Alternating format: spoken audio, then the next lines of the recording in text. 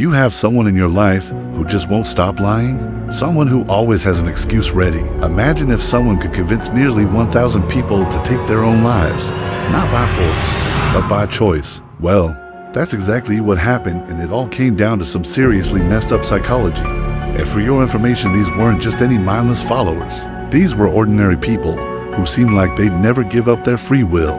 But Jones had a way of getting inside their heads, of manipulating their emotions and controlling their thoughts. He was a master manipulator, and his victims were pawns in his twisted game. He started out in the 1950s, preaching equality and helping the less fortunate. He wanted total control over his followers' minds, so he kept them in a constant state of confusion and fear. He used something called love bombing, where he showered people with affection and kindness one minute and then turned around and punished them the next. It was a confusing and terrifying experience that made it almost impossible to escape.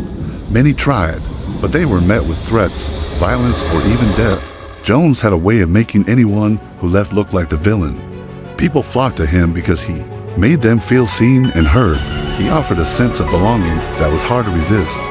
But as time went on, he began to isolate them from the outside world, whispering that the world was evil and he was their only salvation.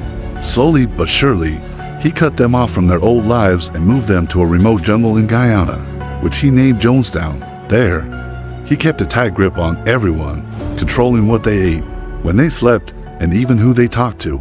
It was a terrifying world where Jones was God and everyone else was just a pawn in his twisted game. In the beginning, Jones was like a charismatic superhero, but Jones didn't stop there. But before he could expose Jones sent his goons to ambush and kill those who left. Realizing that his time was running out, he rallied his followers for one final act of madness. He told them that the world was coming to an end and that the only way to save themselves was to drink a special concoction of flavor aid and cyanide. And tragically, many believed him.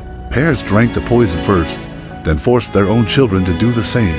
Finally, in 1978, a U.S. congressman came to Jonestown to investigate the rumors of abuse and human rights violations. So if you ever find yourself questioning your own reality, always remember the chilling tale of Jim Jones. It's a haunting reminder that sometimes the greatest evils are hidden behind the most charming smiles. Thanks for watching.